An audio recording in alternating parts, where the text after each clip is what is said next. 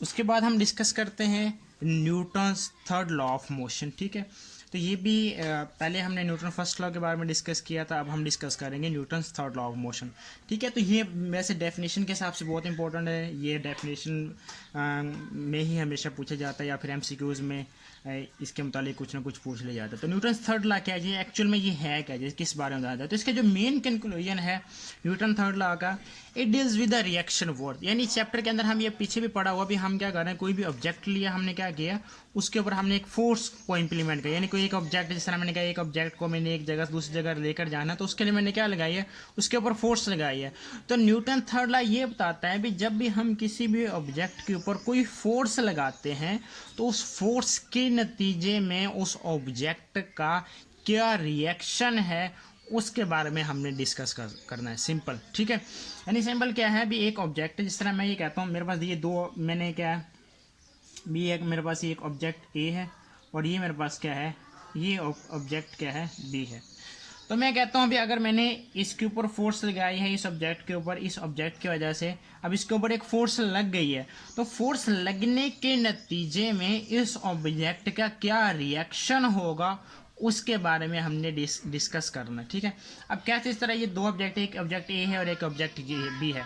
तो मैं कहता हूँ भी ये जो ऑब्जेक्ट ए है ये क्या करता है, ऑब्जेक्ट बी के ऊपर एक फोर्स लगाता है, यानी इसको मैंने नाम दे दिया है F1 का। यानी ये जो ऑब्जेक्ट ए ऑब्जेक्ट बी के ऊपर एक फोर्स लगाता है, उसको मैंने नाम दे दिया है F1 का। तो इस फोर्स के नतीजे में इस ऑब्जेक्ट बी का क्या रिएक्शन है, यानी ये एक फोर्स इसके ऊपर लग रही है ऑब्जेक्ट बी के ऊपर, तो उसका फिर ये क्या होगा, ये उसके रिएक्शन के तौर पर ये ऑब्जेक्ट बी इस ऑब्जेक्ट ए के ऊपर भी क्या लगाएगा, एक फोर्स लगाएगा, इसका मैं नाम देता हूँ F2 का। तो ये वाली फोर्स हमारे पास क्या होगी, रिएक्शन की फोर्स। यानी यहाँ पे दो फोर्सेज हैं, ये हमारे पास आ गई है एक्शन फोर्स और ये हमारे पास क्या आ गई, ये जो ऑब्जेक्ट बी ए के ऊपर लगाता है इसको हम नाम देते हैं रिएक्शन फोर्स का। ठीक है, यानी हमें न्यूटन थर्ड लॉ के अंदर हमने ये देखना है भी हमारे पास एक्शन फोर्स क्या है और फिर क्या है, रिएक्शन फोर्स। तो हमेशा हमारे पास क्या होंगे, दो फोर्स होंगे, एक्शन की फोर्स भी होगी और क्या होगी, रिएक्शन की फोर्स भी होगी। अब ये कैसे है, ठीक है, इसकी एग्जाम्पल जनरल हम एग्जाम्पल ले लें। जिस तरह मैं कहता हूँ ये मेरे पास एक बुक है, ये मैंने क्या रखा है, इस बुक को मैंने ये एक टेबल के ऊपर मैंने रखा हुआ है, एक बुक को मैंने क्या रखा हुआ है, टेबल के ऊपर रखा हुआ है। अब हमें पता है ये जो बुक है इसका लाजमी तौर पर क्या होगा, कोई ना कोई वेट होगा। वेट का मतलब क्या होगा, इसके ऊपर लाजमी तौर पर कोई ना कोई फोर्स ऑफ ग्रेविटी एक्ट कर रही है। तो इसके ऊपर जितना फोर्स ऑफ ग्रेविटी एक्ट कर रही है उसका वेट क्या होगा, डाउनवर्ड डायरेक्शन के अंदर होगा। यानी ये टेबल के ऊपर फर्ज करें, ये हमारे पास क्या है, एक टेबल है,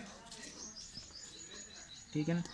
ये हमने एक छोटा सा इस तरह ये टेबल में कहता है, ये मैंने एक टेबल ले लिया ये इस तरीके से, ठीक है ना। तो इसके ऊपर मैंने ये क्या रखी हुई है, एक बुक रखी हुई है ये वाली, ठीक है। तो अब ये बुक के क्या होगा, कोनो की वेट होगा और उसके वेट क्या होगा, हमेशा हमें पता वेट की जो डायरेक्शन होती है वो हमेशा क्या होती है, डाउनवर्ड डायरेक्शन। तो ये जो वेट है ये डाउनवर्ड डायरेक्शन के अंदर है। तो चूंकि ये टेबल के ऊपर पड़ी है तो बुक क्या लगा रही है, इस टेबल के सरफेस के ऊपर क्या लगा रही है, एक फोर्स लगा रही है, और वो फोर्स क्या है, उस बुक के वेट की फोर्स है। तो अब ये कौन सी फोर्स होगी, ये एक्शन की फोर्स होगी। तो इस एक्शन की फोर्स के नतीजे में ये जो टेबल है इस बुक के ऊपर भी एक फोर्स लगाएगा और उस फोर्स की जो डायरेक्शन होगी वो अपवर्ड डायरेक्शन होगी और उसको हम नाम देते हैं रिएक्शन फोर्स का। ठीक है, तो ये हमारे पास आ गया, ये हमारे पास जो वेट है ये एक्शन की फोर्स है और टेबल इस फोर्स के रिएक्शन के तौर पर इस बुक के ऊपर भी एक फोर्स लगाएगा जिसको हम नाम देते हैं रिएक्शन फोर्स का। तो न्यूटन थर्ड लॉ क्या कहता है, to every action there is always an equal but opposite reaction. यानी to every action there is always an equal but opposite reaction. यानी हमेशा हमारे पास क्या होता है, हर एक एक्शन का क्या होता है उसके बिल्कुल बराबर लेकिन अपोजिट क्या होता है, हमारे पास एक रिएक्शन होता है। ठीक है, अब इसको एक और एग्जांपल से हम इसको डिस्कस कर लेते हैं। वो एग्जांपल हम कैसे ले लेते हैं भाई, हम क्या लेते हैं, ये बैलून ले लेते हैं सिंपल, ठीक है ना। ये हमने क्या ले लिया, एक बैलून ले लिया और इसके अंदर हमने क्या भरा हुआ है, इसके अंदर हमने एयर को फिल किया हुआ, ठीक है ना। ये बैलून है, इसके अंदर हमने क्या किया, एयर को फिल किया। ये हमारे पास बैलून, हमें पता है इसके अंदर क्या होती है, एयर को फिल किया। ये तो अब जब हम क्या करेंगे, इस बैलून के अंदर हम एयर को फिल किया, उसको जैसे ही हम क्या करेंगे छोड़ेंगे, तो ये क्या करेंगे, इसमें से जो जितनी भी एयर है वो आउटवर्ड डायरेक्शन के अंदर क्या करती है, एस्केप करती है, वो बाहर की जानब क्या निकलती है, जो एयर होती है बैलून के अंदर वो बाहर की जानब निकलना शुरू हो जाती है। तो अब इससे क्या होगा, ये जो बैलून होगा वो क्या होगा, आगे की डायरेक्शन के अंदर क्या करेगा, मूव करेगा, बैलून क्या करेगा, आगे की जानिब मूव करेगा। अब ऐसा क्या है, अब दरअसल ये है भी, अब ये जो हवा है, जो बैलून है, उस एयर के ऊपर क्या लगा रहे हैं, एक्शन की फोर्स लगा रहे हैं, जिसके नतीजे में ये जो सारी सारी हवा है वो क्या कर रही है, बाहर की जानिब निकल रही है, आउटवर्ड डायरेक्शन के अंदर क्या कर रही है, निकल रही है।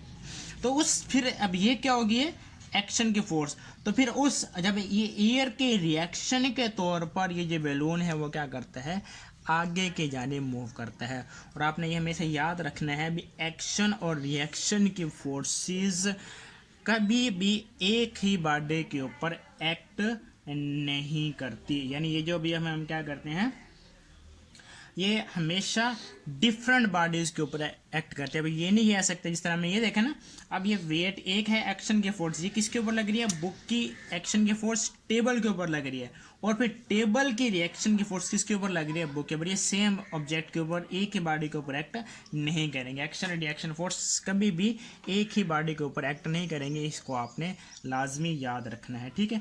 और इसकी एक और बड़ी मेजर हम एग्जाम्पल लेते हैं, जब भी हम बात करते हैं रॉकेट प्रोपोर्शन की, यानी रॉकेट यानी हम देखते हैं भी, अगर साइंटिस्ट हैं, अगर उन्होंने स्पेस में जाना है या फिर और बहुत सारे जो हमने एक्सपेरिमेंट्स करने हैं स्पेस के अंदर, तो हम उसके लिए क्या करते हैं, रॉकेट्स का इस्तेमाल करते हैं। तो रॉकेट्स में दरअसल इसी एक्शन और रिएक्शन के जो प्रिंसिपल है, इसी के ऊपर क्या करते हैं, वो एक्ट करते हैं। यानी क्या होगा भी, वो जो रॉकेट के अंदर हमें पता है बहुत सारे क्या होती हैं, हैवी गैसेज होते हैं, हमने मटेरियल इस्तेमाल किया होता है, तो वो जो फिर क्या होती हैं, वो जो उसके रॉकेट के अंदर गैसेज होती हैं वो बहुत ज़्यादा स्पीड से क्या करती हैं, बाहर की जानिब निकल, जिस तरह हमने ये बैलून की बात की, उसमें रॉकेट में भी क्या होता है, जिस तरह हम यहाँ पे एक छोटा सा रॉकेट ड्रा कर लेते हैं, ठीक है ना, ये हम फर्ज कर ले हमारे पास क्या है, छोटा सा रॉकेट है, तो इसके अंदर ये जो गैसेज होती हैं वो क्या करती हैं, आउटवर्ड डायरेक्शन के अंदर मूव करती हैं, वो नीचे की जानिब बाहर की जानिब निकलती हैं, और फिर इन गैसेस के रिएक्शन के तौर पर ये जो रॉकेट है वो क्या करता है, अपवर्ड डायरेक्शन के अंदर मूव करता है। तो ये भी हमारे पास क्या होता है, जो रॉकेट होता है ये भी क्या करता है, एक्शन और रिएक्शन के जो प्रिंसिपल है, या जो न्यूटन थर्ड लॉ है, उसके अकॉर्डिंगली क्या करते हैं, वो मूव करता है, ठीक है। तो ये हमने देख लिया है एक्शन क्या है और फिर रिएक्शन फोर्स क्या है। तो इसकी डेफिनेशन क्या है, to every action there is always an equal but opposite reaction.